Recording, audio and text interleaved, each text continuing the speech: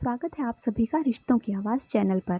हम यहाँ सत्य घटनाओं पर आधारित कहानियाँ दिखा रहे हैं। अगर आप भी अपने जीवन से जुड़ी कोई सच्ची घटना या कहानी हमसे साझा करना चाहते हैं तो स्क्रीन पर दिखे हुए व्हाट्सएप नंबर पर हमें कॉन्टैक्ट करें। व्हाट्सएप नंबर है 8368971187। आपकी पहचान पूर्णतः गुप्त रखी जाएगी। आज की हमारी कहानी है जब बेटे बहुओं ने किया माँ का बंटवारा। माँ, आप यहाँ इस तरह अकेले बैठी हैं। इस तरह आपका अकेले रहना ठीक नहीं।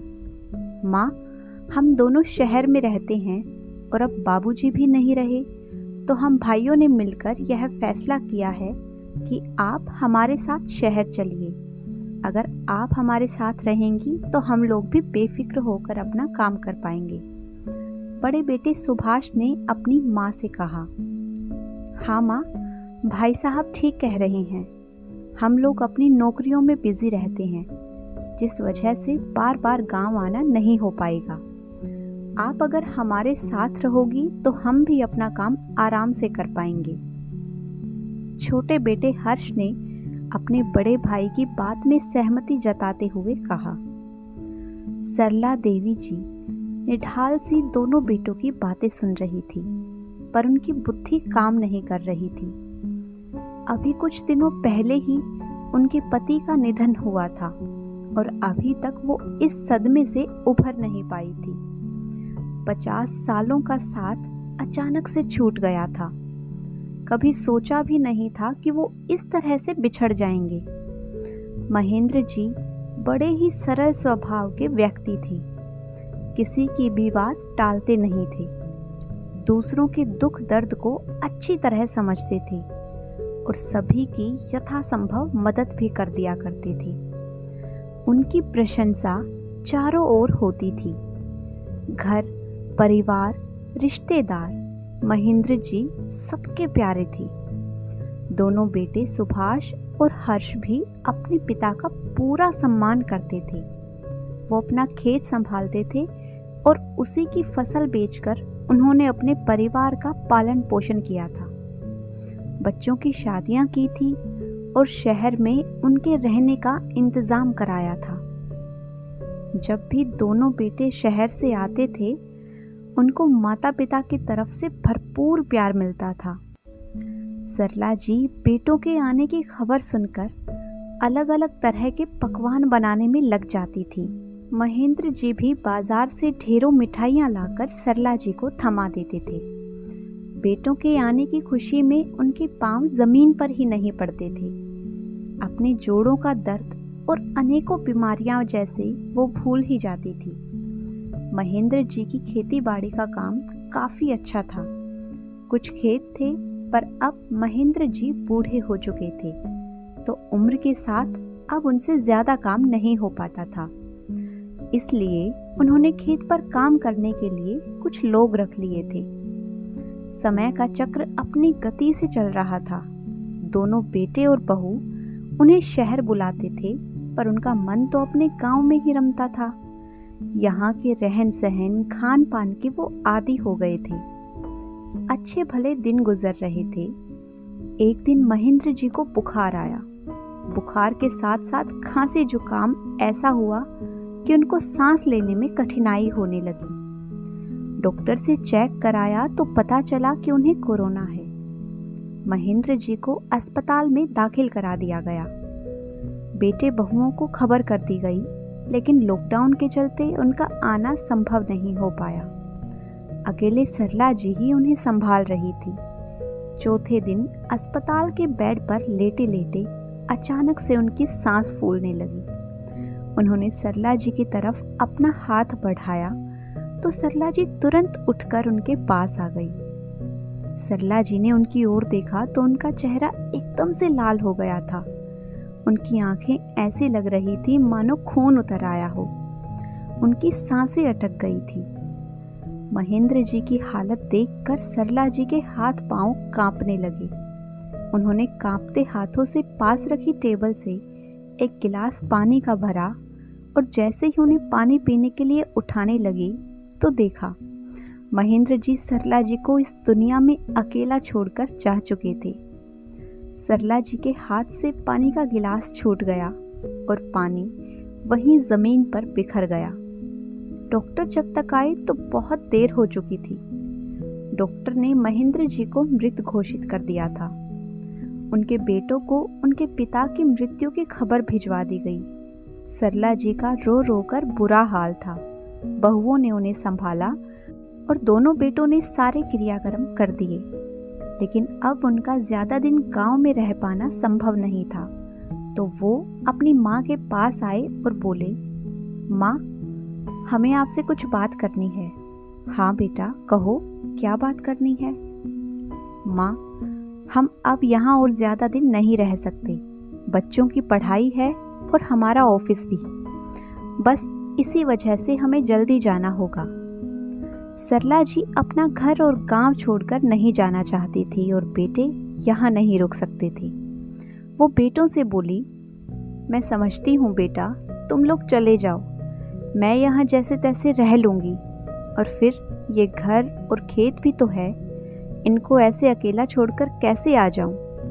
50 साल की गृहस्थी का सामान है, मेरा वहां जाकर रहना संभव नहीं हो पाएगा। तो सुभाष ने कहा, माँ, वो हम बाद में आकर देख लेंगे। जब बाबूजी ही नहीं रहे तो आप अकेले यहाँ कैसे रहोगी? हर्ष ने भी अपने भाई की हाँ में हाँ मिलाई तो वो कुछ समय के लिए गांव छोड़कर शहर जाने को राजी हो गई। अब जब सरला जी ने बच्चों के साथ जाने का मन बना लिया तो दोनों बेटे और बहुएं आपस में उलझ पड़े कि आखिर माँ किसके पास रहेगी। घर परिवार, खेत और गहनों का तो बंटवारा हो जाएगा, पर माँ का बंटवारा कैसे करेंगे? दोनों की पत्नियां भी यह सब देख रही थी। तभी सुभाष की पत्नी सुनंदा बोली, हम एक काम करते हैं, माँ साल में 6 महीने हमारे पास रह लेंगी और 6 महीने देवर जी के साथ रह लेंगी। तभी हर्ष की पत्नी चंचल बोली, ना दीदी, 6 महीने तो काफी लंबा समय है। ऐसे में हम लोगों को घूमने फिरने भी तो जाना रहता है। अगर लगातार 6 महीने माँ हमारे साथ रही तो हम अपना घूमना फिरना कैसे करेंगे? मैं तो बंधन में आ जाऊंगी। मैं लगातार 6 महीने इन्हें नहीं झेल सकती। अच्छा, तो फिर 3 महीने कर लेते हैं। दीदी, ये भी ज्यादा हो जाएगा, मुझे मेरे मायके भी जाना होता है और फिर बीच बीच में मेरे घर वाले भी वहां आते जाते रहते हैं। अब उनके लिए भी तो घर में रहने की जगह होनी चाहिए ना। 3 महीने भी बहुत ज्यादा हैं। आप कुछ और उपाय सोचो। चंचल झुंझलाते हुए बोली, तो फिर तुम ही बताओ। यह कहकर सुनंदा ने अपनी बात सबके सामने रख दी। दीदी, मैं क्या सोच रही थी, हम दोनों एक ही शहर में रहते हैं तो महीने के 15 दिन माँ जी हमारे साथ और 15 दिन आप लोगों के साथ रह लेंगी। कम से कम महीने में 15 दिन तो हम अपनी मर्जी से रह सकेंगे। चंचल ने अपनी राय सबके सामने रख दी। सभी को यह आइडिया सही लगा। चारों बेटे बहू अंदर कमरे में बैठे बातें कर रहे थे। बच्चे दादी के पास थे और अपने खेल में लगे हुए थे, पर सरला जी की आंखें आंसुओं से भरी हुई थी। वो अपने पति की तस्वीर को लगातार निहार रही थी और मन ही मन सोच रही थी, काश आज आप मेरे साथ होते तो मुझे किसी पर यूं निर्भर नहीं रहना पड़ता। हम दोनों मिलकर जिंदगी के दिन बिता लेते। पति का साथ हो तो पत्नी हर हाल में कहीं भी रह लेती है। मेरी माँ कहा करती थी, जहाँ पति है वहीं तेरा घर है। अगर तेरा पति एक झोपड़ी में खड़ा हो जाए तो समझना वो झोपड़ी ही तेरा घर है और उसी को तुझे प्यार के साथ घर बनाना है। यह सब याद करते हुए उनकी आंखें भर आती हैं। पति के साथ के दम पर तो पत्नी सबसे लड़ जाती है। उसे पति के साथ मिलता है एक भरोसा, एक दिलासा, एक मजबूती। पर आज सब कुछ बिखरा नजर आ रहा था। अतीत की यादों में खोई सी वो जैसे बाहर ही नहीं आना चाहती थी। 50 सालों में हुई हर बात, प्यार मनुहार, रूठना मनाना, एक दूसरे की परवाह, फिक्र, नोक झोंक सब बारी बारी उन्हें याद आ रहा था। वो जैसे इन्हीं यादों में हमेशा के लिए खो जाना चाहती थी। तभी दरवाजे पर दस्तक हुई। सरला जी ने उठकर दरवाजा खोला। उनका बड़ा बेटा सुभाष बोला, माँ, अपना सामान बांध लीजिए, आप मेरे साथ चल रही हो। सरला जी भी उस समय इनकार नहीं कर पाई। उन्होंने सोचा, कुछ महीने बेटे बहू के पास रह आती हूँ तो थोड़ा बदलाव आ जाएगा, और उन्होंने यही सोचकर अपना सामान बांध लिया। तभी सुनंदा कहती है, अरे माँ जी, इतना सब ले जाने की जरूरत नहीं है, सिर्फ अपने कपड़े रख लो, वहां घर में इन सब पुरानी चीजों के लिए जगह नहीं है। सरला जी ये कहते ही अंदर तक टूट गई। अपने पति की तस्वीर, उनका चश्मा, उनकी लाठी और उनकी कुछ किताबें, क्या अब यह सब चीज पुरानी हो गई है? क्या अब इन चीजों का कोई मोल नहीं रहा? वो थोड़ी देर के लिए टूटी, पर फिर से जुड़ गई और सब सामान वही छोड़कर सिर्फ अपने कुछ कपड़े और अपने पति की तस्वीर रख ली। अपने घर और गांव से दूर जाने का दुख उन्हें बहुत खल रहा था और वो भारी कदमों के साथ बाहर आई। कार सीधा सुभाष के घर जाकर रुकी। सुभाष का फ्लैट 5वीं मंजिल पर था। लिफ्ट कई दिनों से बंद पड़ी थी, तो वो सब सीढ़ियां चढ़कर ही ऊपर गए। सरला जी बड़े दिनों बाद सीढ़ियां चढ़ी थी, तो हाफ हाफ कर उनकी सांस फूलने लगी। अंदर बैठते ही वो बोली, बहू, पानी पिला दे, गला सूख गया है। तो बहू बोली, माँ, मैं भी तो सफ़र करके आई हूँ, मैं भी थक गई हूँ, रसोई वो सामने ही है, पानी तो आप खुद पी ही सकती हैं ना। बहू के मुंह से यह शब्द सुनकर उन्हें बड़ा दुख हुआ, लेकिन वो उठी और रसोई में जाकर घड़ा ढूंढने लगी। बहुत ढूंढने पर भी जब उन्हें पानी का घड़ा वहां नहीं मिला, तो उन्होंने अपने बेटे को आवाज़ लगाई। बेटा बाहर आया और पूछा, क्या बात है माँ? इतनी दूर से मैं गाड़ी चला कर आया हूँ, कुछ देर लेट लेने देती, ऐसे भी क्या आफत आ गई थी? अरे बेटा, यहाँ पानी का घड़ा नजर नहीं आ रहा। माँ, वो सामने ही तो आरओ लगा है, उसी में से लेकर पीना है। इतना कहकर सुभाष अंदर चला गया। सरला जी ने अपने जीवन में पहली बार आरओ देखा था। वो आरओ को पानी लेने के लिए टटोलने लगी। फिर जब उन्हें कुछ भी समझ नहीं आया, तो अपने पोते पोते की तरफ हाथ से इशारा करके उन्हें बुलाया। बच्चे दौड़े दौड़े दादी के पास आए और बोले, क्या हुआ दादी, आपने हमें बुलाया, कुछ चाहिए था? हाँ बेटा, मुझे बड़ी प्यास लगी है, थोड़ा पानी पीना है, पानी कैसे लूं? तो बच्चों ने अपनी दादी को आरओ से पानी लेना सिखा दिया। फिर सरला जी ने एक गिलास पानी का भरा और पीकर बाहर आ गई। थोड़ी देर बाद अब उन्हें भूख लगने लगी थी। बेटे और बहू कमरे में जाकर बैठ गए थे। तभी उनके पोता पोती दादी दादी करते हुए उनके पास आए। सरला जी ने उन्हें अपने पास बैठा लिया तो बच्चे बोले, दादी, मम्मा ने कहा है कि हमारा खाना होटल से आ रहा है, आप तो बाहर का कुछ भी नहीं खाती, तो आप अपना खाना खुद बना लीजिए, रसोई वहाँ सामने है। और इतना कहकर बच्चे अपने कमरे में चले गए। सरला जी अंदर से थोड़ा दुखी हुई, लेकिन खुद को संभालते हुए रसोई में चली गई। नए ज़माने की ऑटोमेटिक गैस उन्हें चलानी ही नहीं आई और सामान भी उन्हें मिल ही नहीं रहा था, तो उन्होंने बहू के कमरे का दरवाज़ा खटखटाया। अंदर से सुनंदा के चिल्लाने की आवाज़ आई। अब क्या प्राइवेसी नाम की भी कोई चीज़ नहीं रह गई है इस घर में? इन जैसी गवार के साथ तो एक दिन भी रहना मुश्किल हो जाएगा। मैं 15 दिन कैसे बिताऊंगी?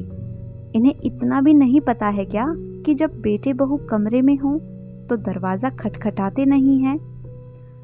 सरला जी यह सब सुनकर सन्न रह गई। वो वापस बाहर हॉल में आकर बैठ गई। उन्होंने अपने बैग में टटोला तो उन्हें पार्ले जी का एक बिस्कुट का पैकेट मिल गया। उन्होंने उसे खाकर अपने पेट की भूख को थोड़ा शांत किया और वहीं लेट गई। थोड़ी ही देर बाद दरवाजे की घंटी बजती है। होटल से खाना आ गया था। सुभाष अपना खाना लेकर अंदर कमरे में चला गया और सरला जी बाहर ही लेटी रही। सुभाष ने एक बार भी अपनी माँ को खाने के लिए नहीं पूछा। उसके बाद सीधा शाम को कमरा खोल जैसे ही सुभाष बाहर आया तो सरला जी बोली, सुभाष बेटा, मैं अपना सामान कहाँ पर रखूं? माँ, आप उधर स्टोर रूम में रख लो। इतना कहकर सुभाष बाहर निकल गया। सुनंदा दिन भर थकान उतारने के बाद रात को रसोई में आती है। सरला जी उसे अकेले रसोई में काम करते देख उसके पास आती हैं और कहती हैं, बहू, मैं कुछ मदद कर दूं? तो सुनंदा बड़ी ही बेशर्मी से कहती है, हाँ, ये सब्जी ले जाइए और इनको काटने के बाद आटा गूंथ कर रख देना। सरला जी के शरीर में काम करने की कोई गुंजाइश नहीं थी, फिर भी बेटे बहू पर बोझ ना बने इसी शर्म के चलते उन्होंने बहू का थोड़ा काम करवा दिया। फिर रात का खाना खाकर सभी सो जाते हैं। उनकी बहू का बेरुखा व्यवहार दिन ब दिन बढ़ने लगा था। अभी तो आए हुए कुछ ही दिन हुए थे और बेटे बहू को वो बोझ लगने लगी थी। किसी तरह से 15 दिन गुजर गए। अगले दिन की सुबह सुभाष ऑफिस के लिए तैयार हो रहा था। वो अपनी माँ के पास आकर बोला, माँ, जल्दी से सामान पैक कर लो, मैं आपको रास्ते में छोड़ दूंगा। हर्ष आपको वहीं से ले लेगा। सरला जी हैरान हो जाती हैं। अरे बेटा, अभी तो आए हुए कुछ ही दिन हुए हैं, अभी से पहले मुझे भेज रहे हो? माँ, शायद हम आपको बताना भूल गए थे। मैंने और हर्ष ने मिलकर ये फैसला किया है कि महीने के 15 दिन आप मेरे पास और बाकी बचे 15 दिन हर्ष के पास रहेंगी। आज 15 दिन पूरे हो चुके हैं। आज आपको हर्ष के घर जाना है। जल्दी से तैयार हो जाइए, वरना मुझे ऑफिस पहुंचने में देर हो जाएगी। यह सुनकर वो इसके आगे और कुछ ना बोल पाई। सुभाष उन्हें लेकर घर से निकल जाता है। रास्ते में उन्हें हर्ष लेने आ जाता है। बड़े बेटे बहू के घर रहने के बाद वो उम्मीदें सजाए छोटे बेटे के घर पहुंचती हैं तो देखती हैं कि घर पर कोई नहीं है। तभी हर्ष कहता है, माँ, बच्चे स्कूल गए हैं और चंचल ड्यूटी पर। दोपहर तक बच्चे और चंचल दोनों आ जाएंगे। मैं ऑफिस जा रहा हूँ, मुझे ऑफिस जाने में देर हो जाएगी। अगर आपको कुछ भूख लगे तो रसोई में देख लीजिएगा, खाना वहीं रखा होगा। अच्छा माँ, मैं निकलता हूँ। और माँ बेटे को जाते हुए देखते रही। उसके जाने के बाद कुछ देर वो बैठी, फिर भूख लगी तो रसोई में जाकर खाना तलाशने लगी, लेकिन उन्हें कहीं भी खाना नजर नहीं आया। एक डिब्बे में देखा तो रात की बची 2 रोटियां रखी हुई थी। उसी के साथ अचार का डिब्बा भी रखा हुआ था। उन्होंने जैसे ही रोटियां हाथ में उठाकर देखी, उन्हें अपने बच्चों की मेहमान नवाजी पर रोना आ गया। कहाँ वो बच्चों के आने की खुशी में अपने दुख तकलीफ भूलकर अलग अलग तरह के पकवान बनाती थी, और कहाँ उन्हें उनके घर में आने के बाद बासी रोटियां खाने को मिल रही हैं। फिर पापी पेट का सवाल था तो उन्होंने जैसे तैसे करके दोनों रोटियां खा ली। दोपहर तक चंचल बच्चों को लेकर घर आ गई।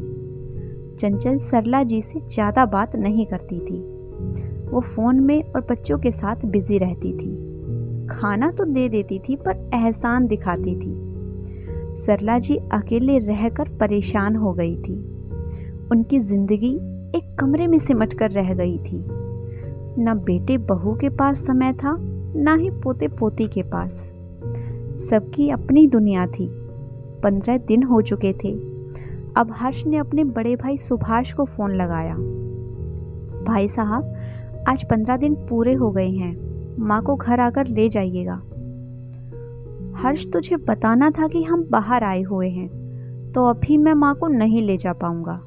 जब तक हम वापस नहीं आते तब तक तुम माँ को अपने साथ रखो। ये सुनते ही चंचल के तेवर बदल गए। उसकी बोहें तन गई।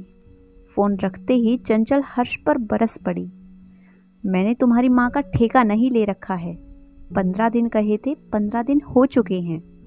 ये अच्छा तरीका निकाला है उन्होंने माँ की जिम्मेदारी से हाथ झाड़ने का। पर एक बात मेरी भी कान खोल कर सुन लो, मैं इन्हें अब और ज़्यादा नहीं झेल सकती। अरे चंचल, थोड़ा धीरे बोलो, बाहर माँ बैठी हैं, वो सुन लेंगी। तो मैं क्या किसी से डरती हूँ? जब से आई है मेरा तो जीना हराम हो गया है। ना बाहर घूमने फिरने जा पाती हूँ, ना अपनी सहेलियों को घर बुला पाती हूँ। मुझे नहीं पता, आप कुछ भी करके इन्हें भाई साहब के घर छोड़कर आइए। इसके आगे मैं और कुछ नहीं जानती।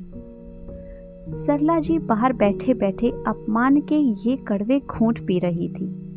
उन्होंने अपने बेटे हर्ष को बुलाया। हर्ष अपनी माँ के पास आते हुए बोला, हाँ माँ, क्या कह रही थी आप?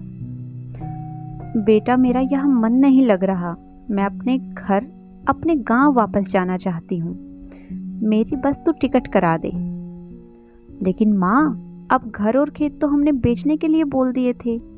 उससे जो भी पैसे आएंगे वो हम दोनों भाई आपस में बांट लेंगे।